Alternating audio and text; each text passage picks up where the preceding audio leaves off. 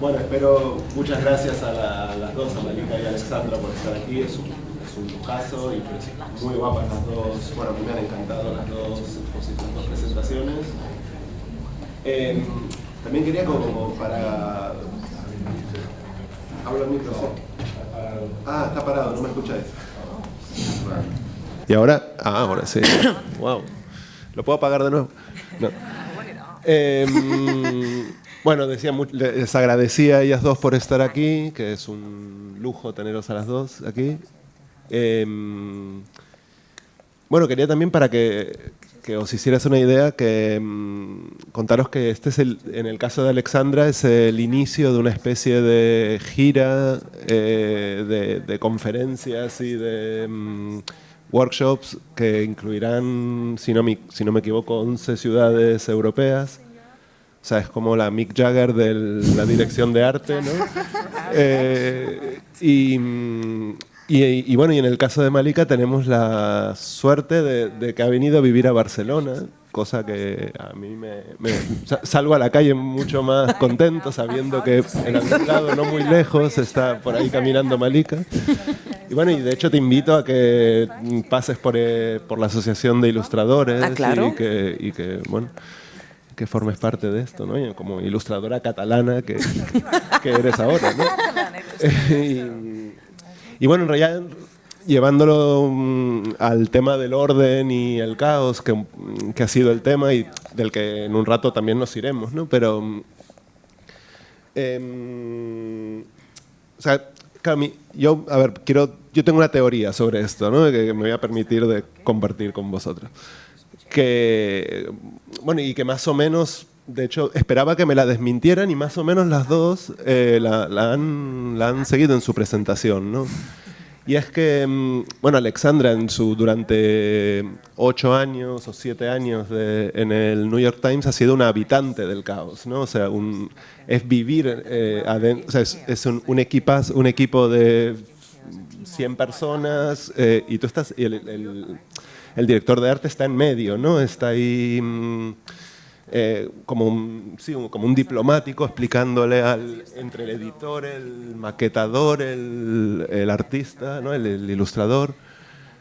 Y tiene su trabajo es, de algún modo, llevar ese desorden, ese caos al orden tan rígido de las 5 columnas del periódico, ¿no?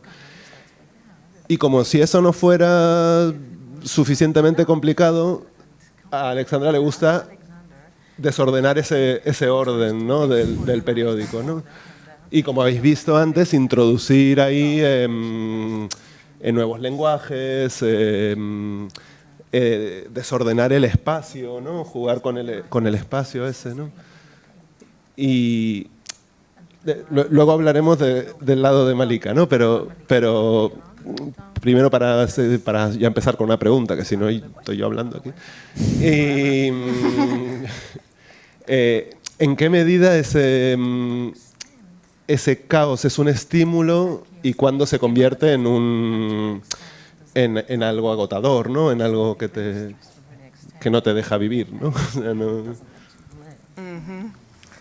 Good question.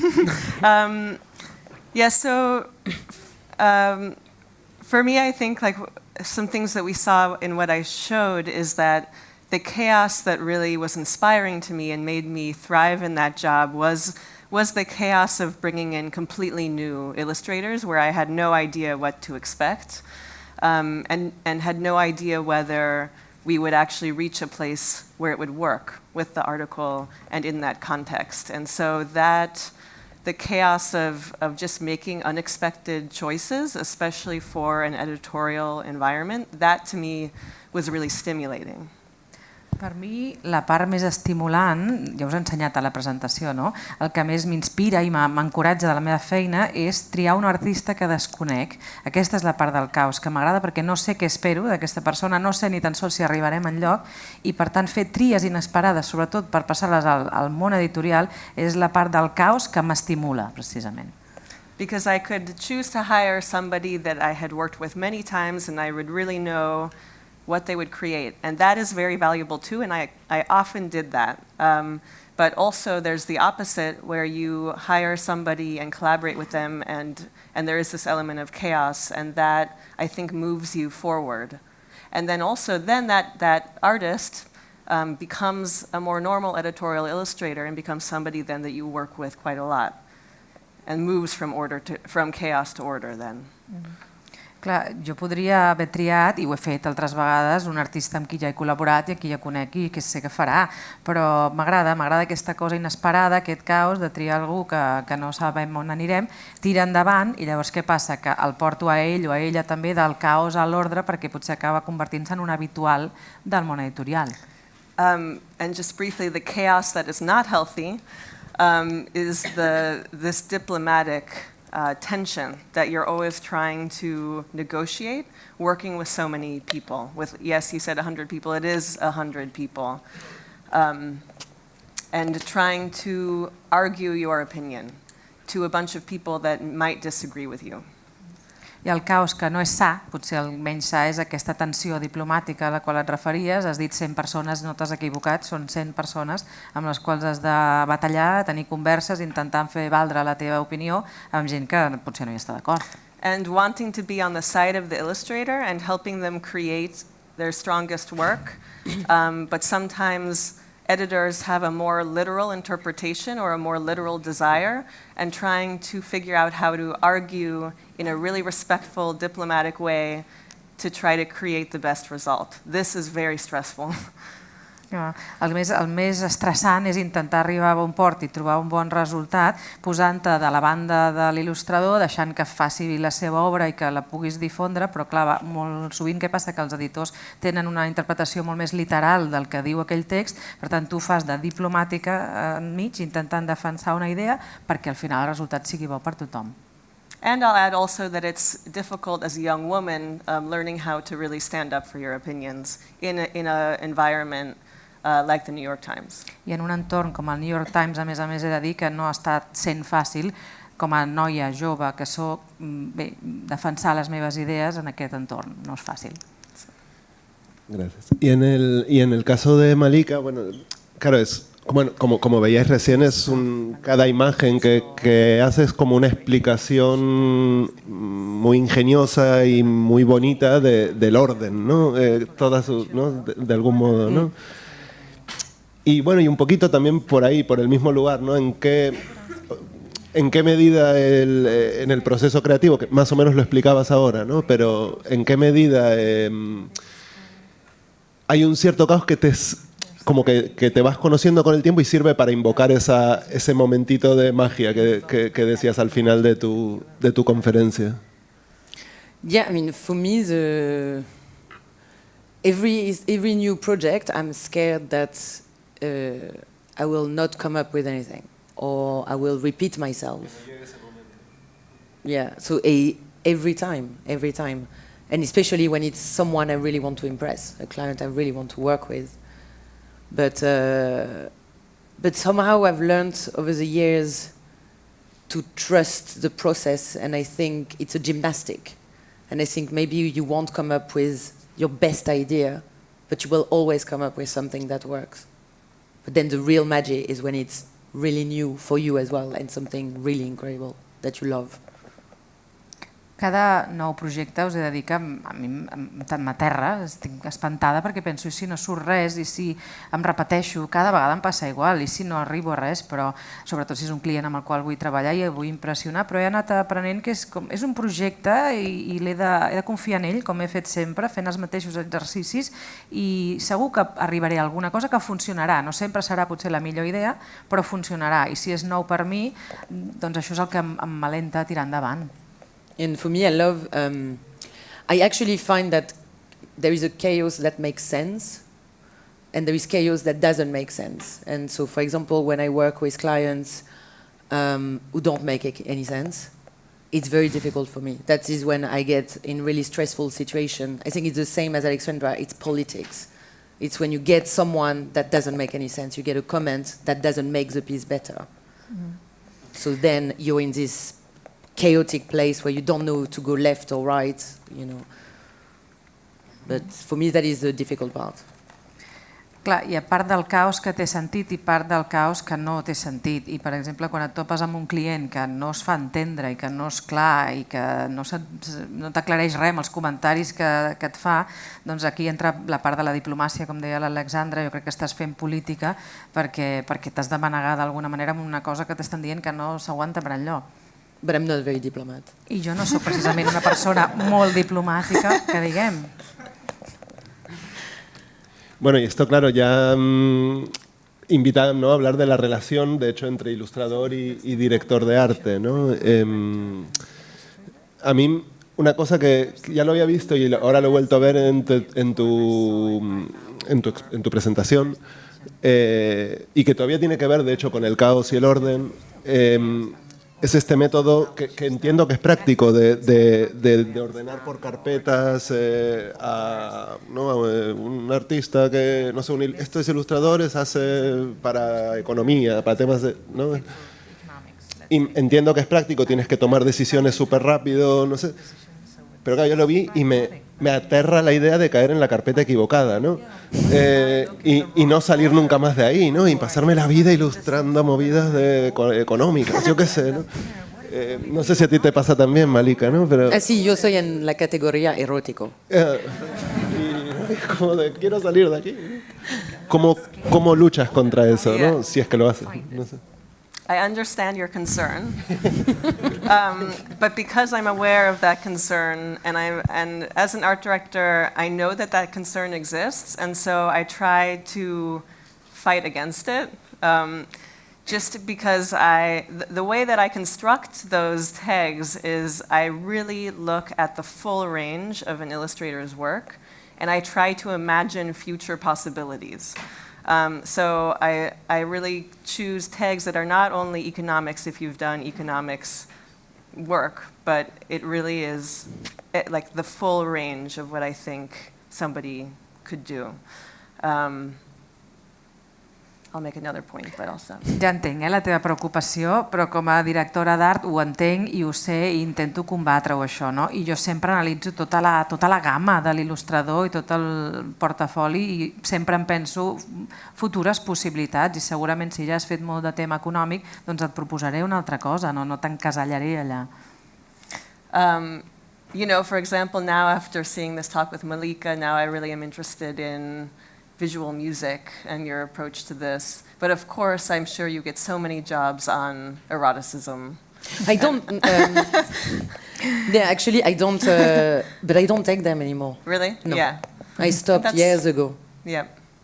Yeah. Ara que parlava la Malika, no sé, m'agrada el tema de la música visual, com visualitzar la música, però suposo que ja has fet tanta feina, diu, sobre el tema de l'eròtica, perquè feia ella broma abans i diu que ja no els accepta. N'havia fet, però ja no els accepta. Yeah, and actually, for me, from the other angle, I think when you work with very tight deadlines as an art director, you have to know what, especially if you have never worked with the illustrators, you need to know that you're going to get the right idea for the magazine in the time. Mm-hmm. For me, it's the illustrator's job to use projects where you have more time or personal experimentation to show that you can do other things. Yeah. And then you'll get commissioned to do those things. Per mi el més important és poder tenir un termini d'entrega una mica més llarg, poder experimentar amb nous projectes per tenir noves idees com a il·lustradora, que és la meva vessant, i des del teu angle, Alexandra, doncs, també entenc que tu tens uns terminis que has de complir i precisament si treballes amb gent que desconeixes, ostres, doncs és arriscat saber que aquesta persona en tants dies tindrà la idea, la podrem publicar a temps, és diferent. One thing that I try to do also is really pay attention to an artist's personal work. The things that they're creating that are not commercial. For example, we saw the work of Jan Kebby, the French illustrator. He's always experimenting and doing monotypes and watercolors and things that are just for him.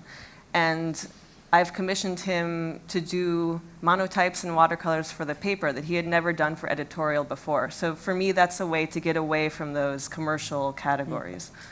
Clar, jo intento també apartar-me de les categories comercials i m'agrada molt parar atenció a l'obra personal de l'artista, tot allò que fa que no té cap mena de vessant comercial. Hem vist obra abans de Jan Kebby, l'artista francès, que fa molta aquarela, fa molts monotips, i a mi m'agrada veure tot això, empapar-me d'això, perquè s'aparta de la vessant comercial. I bueno, y siempre relacionado con el director de arte y el ilustrador. No sé si la cuestión está de cuando si te ayuda o no te ayuda la guía y la orientación del director de arte, o incluso que a veces se convierte en como que te traen una idea y que de algún modo quieren que seas la mano ejecutora, ¿no? de esa idea, versus la libertad creativa, ¿no? Por ejemplo, incluso el caso que ponías del festival de jazz, esa libertad tan total que te pierde de algún modo, ¿no? ¿Por dónde cojo esto? Y si no hay tiempo, ¿no?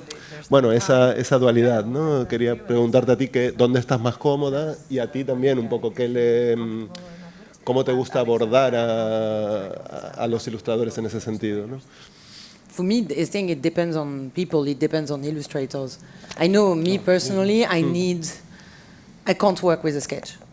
If someone sends me a sketch, then there is no point getting me, I think, because I like having ideas, I like coming from a personal angle and giving my vision of the piece. And that's why, for example, like I love working with actually a lot of American magazines because they give you a lot of freedom.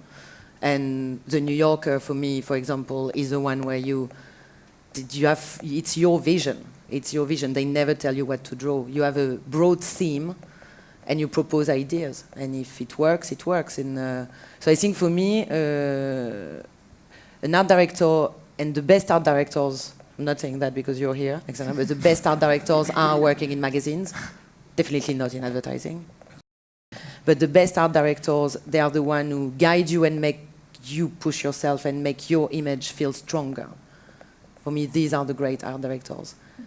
And but also they have to, illustrators today are not just drawers. It's not just a style. I think it's a style and also your inner vision, you bring your vision to something. Jo, per exemple, no puc treballar amb un esborrany. Si a mi em volen contractar i m'envien un esborrany, no té cap sentit. Penso que val més que no em contractin a mi perquè jo precisament el que vull és oferir el meu angle personal i la meva visió. I a mi m'agrada treballar amb revistes nord-americanes perquè et dona molta llibertat, com és el cas del New Yorker. Tu ofereixes la teva visió i ningú et diu què has de fer ni quina idea has de proposar, la proposes tu. I no perquè estigui l'Alexandra aquí, però sí que és veritat que penso que els millors directors d'art treballen pel món editorial, per diaris i revistes i no en el món de la publicitat. Jo crec que en el món editorial se't reforça la teva idea perquè penso a més que un il·lustrador no és un mer dibuixant. Aportes el dibuix, aportes l'estil i sobretot aportes el teu jo interior i la teva pròpia visió particular. ¿Y en tu caso, Alexandra? In my case, when I reach out to illustrators, I attach the article and then usually just a one-sentence summary of the piece. And at that point, it's quite open. Unless I'm coming to them, in that case where we saw the UN logo. Yeah, that was an idea that I had, so I reached out to somebody for that idea and asked permission, do you like this idea? Can we work together on this idea? But usually it really is reaching out to an illustrator, giving them the topic, and in that first sketch phase, it's really completely open. Normalment jo quan parlo amb un il·lustrador li envio l'article i li envio un resum de l'article que és una frase i a partir d'aquí el tema està obert. Excepte el cas que us he mostrat amb el logo de la ONU, que allò sí que va ser una idea que se'm va acudir a mi i li vaig dir a una persona en concret i li vaig demanar com permís si volia explorar aquesta idea. Però normalment els envio això, el resum, el tema i un primer esborrany que ells em presenten amb total llibertat. And then my role as an art director comes in when I receive the sketches and have to make a decision and choose and pitch one to the editors. And then it's really a question of trying to decide which one conceptually fits the best and how the artist, and trying to be helpful if changes are needed and if perhaps it needs to be clarified in some way to fit the concept better. I llavors, com a directora d'art, rebo els primers esborranys i, evidentment, he de triar. N'he de triar un i he d'anar a l'editor i vendre-li aquella idea. I llavors decidir també conceptualment si encaixa i lliga amb el tema de l'article. Si hi ha canvis per alguna banda que s'han de suggerir, doncs faig de mediadora i intento lluitar per un bon resultat. Y había de hecho una cosa que decías tú en la presentación que yo creo que tenemos en común los ilustradores con el director de arte, que es esta idea de pasar lo invisible a hacerlo visible, ¿no? Y que tiene que ver, sí, con la relación de la imagen y el texto, por ejemplo, en el caso editorial, ¿no? Malika, te quería preguntar qué relación crees o con la que te sientes más cómoda o esperas encontrar que tenga la imagen con el texto, en el sentido de si crees que debe trascenderlo de algún modo, ¿no? Como sostenerse por ella misma, o crees que debe resumirlo, o crees que debe volverlo atractivo, o crees que incluso puede contradecirlo o cuestionarlo de algún modo, ¿no? I think it can, for me, in an editorial piece, it can do a lot of things, the image. But what's great is that you have the text. So the text is telling the story. So for me, the way I approach it, it's the image should, sum up the story or what the story makes you feel, or just accompany it side to side. And it shouldn't. I don't think my work is very explanatory. It's not work that tells you what to think, or you can put that in my images in very different context and see something different maybe. So I think maybe it's when it's next to an article, they just gently complement each other and make it stronger. But I think for me, with an article, the image needs to stay very humble, because the content is the article and you have to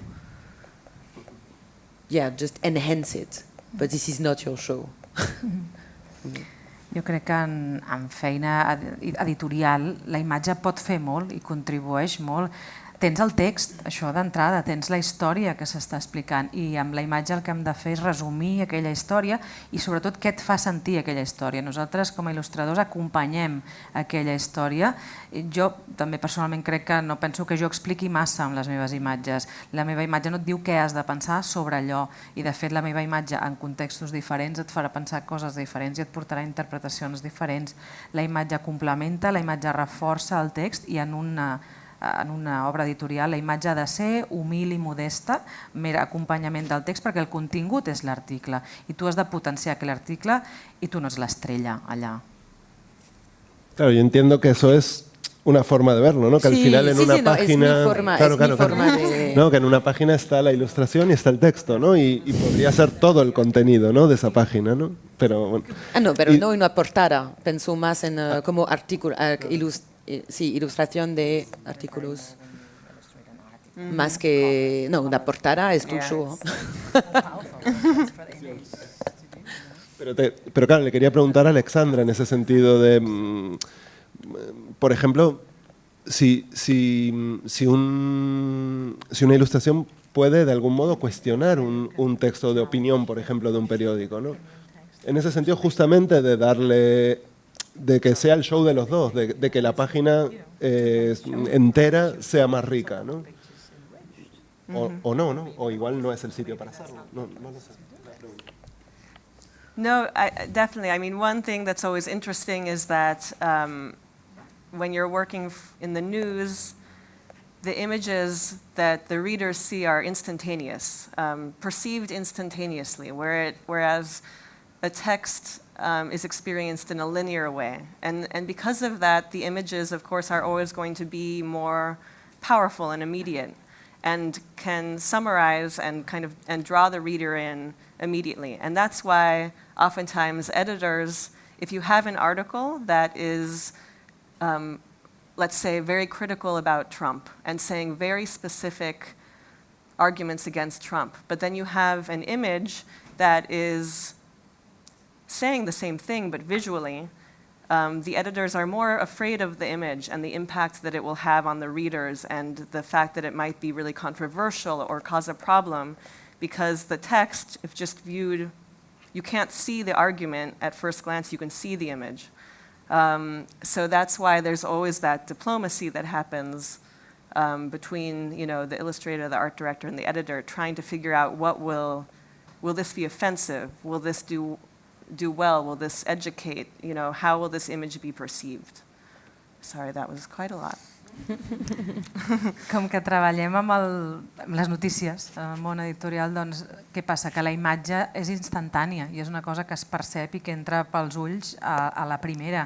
El text és una experiència més lineal i per tant la imatge en aquest sentit en el món editorial és més potent, és més immediata i capta i atrau el lector a la primera. Suposem que hem d'il·lustrar un article sobre Trump, per exemple, i el text és molt, molt crític amb Trump. Suposem que la imatge diu el mateix, l'il·lustrador ha representat allò, què passa? Que l'editor normalment té por perquè allò es veu de seguida i allò pot ser polèmic, pot donar un problema i el text no, el text l'has de llegir, igual està dient el mateix i està sent superdur amb Trump, no? Però jo per això deia allò de la diplomàcia, estic al mig, hem de conversar els tres i decidir si allò és ofensiu, si allò funcionarà, si allò és educatiu. Y bueno, y antes de cederos para el espacio para que hagáis preguntas, relacionado quizás con proyectos futuros, por ejemplo, a mí no me sorprendió demasiado que dijeras que te había interesado la parte de Malika de cómo enseñar la abstracción de la música, ¿no? Porque sé que te interesa ese lado abstracto de cómo volver visual lo invisible, como decías antes, ¿no? ¿Estás trabajando en algo que va por ahí o no? So yeah, for the next 2 months I'm going to be giving talks in different cities, and I'm doing freelance work also for the New York Times, but I'm working on a couple personal projects, paintings and drawings that are exploring the metaphors that we use to think and describe the mind. So that's what I'm going to be working on next year with freelance work as well. Tinc 2 mesos ara, com tu explicaves, de gira per diferents ciutats fent conferències i xerrades. També faig molta feina freelance pel New York Times i estic fent uns projectes personals meus de pintura, de dibuix, explorant metàfores, com us deia també, per tot el que té a veure amb descriure la ment. I això m'hi vull dedicar més o menys 1 any pel meu compte. Y en tu caso, Malika, que tienes los próximos proyectos, algo en lo que estés trabajando o algo personal en lo que tengas pendiente, digamos. I'm on a little bit of a break. I'm taking a break actually from commission work at the moment. I'm still doing editorial because I love it, but I think for me, like moving to Barcelona was a big change as well after 15 years in London. And so right now, I think I'm going to take the next year I want to learn things. I want to learn how to make tiles or, do things with my hands, ceramics.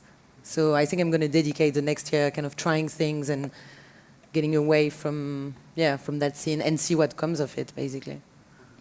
Ara mateix la veritat és que em prego un descans. Estic de pausa, no agafo encàrrecs. En principi sí pel món editorial perquè m'encanta.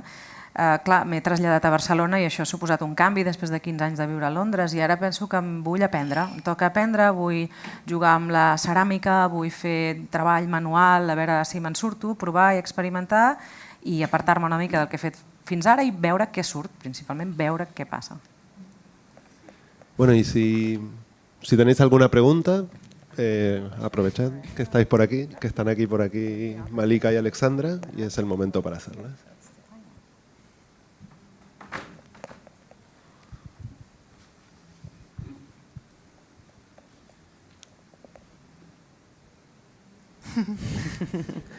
Ninguna pregunta.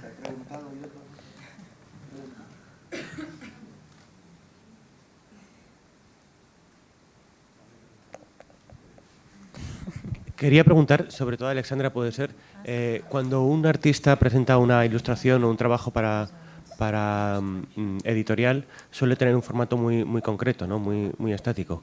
Y para los diferentes formatos de distribución, como bien decías, para móvil o para tabletas, es difícil encontrar, o es el mismo artista el que hace los diferentes formatos, o se suelen buscar otros artistas para trasladar algo que ha hecho alguien en papel o en acuarela, imagino, hacer una acuarela en formato digital para una portada, para algo supongo que un poquito importante. ¿Se suelen contratar diferentes artistas o suele ser el mismo? Thanks. In the case of, say, one illustration, because now social media, you have to prepare every image for social media. We always ask for the illustration with much more horizontal and vertical space around it to be able to make the 20 different crops or maybe 30 different crops that you need to make for every single platform. So we try to make it easier for the illustrator and just ask for one main image that has more space to then do it ourselves, crop it. Normalment, It's really annoying for us. Yeah. Normalment, quan treballem en una il·lustració, clar, què passa? Que tot ho hem d'adaptar per les xarxes socials.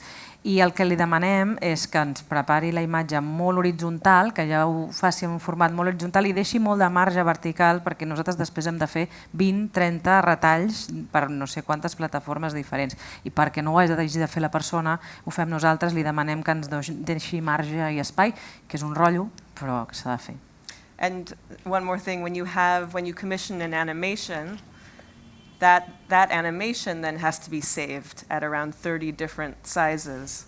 And for a while, I don't know why this was, because my role as an art director is also kind of the role of a producer as well. I was going and manually making every single size and then inputting it into the New York Times system. And it wasn't until recently that somebody saw me doing it and they were like, oh no, you should not be doing this anymore. We need to find a different system. But it just hadn't been, I think those systems at the New York Times are still antiquated a bit, or trying to figure out new ways of doing things.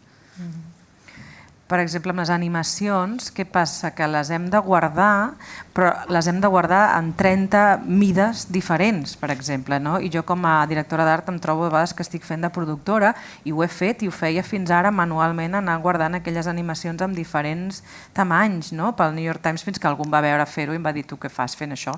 Tu això no ho has de fer, perquè les havia d'anar posant a diferents parts del sistema. Penso que potser a vegades el New York Times està antiquat amb aquestes certes coses tecnològiques, no ens ho havíem plantejat fins ara, i ara hi ha una persona que es dedica a això.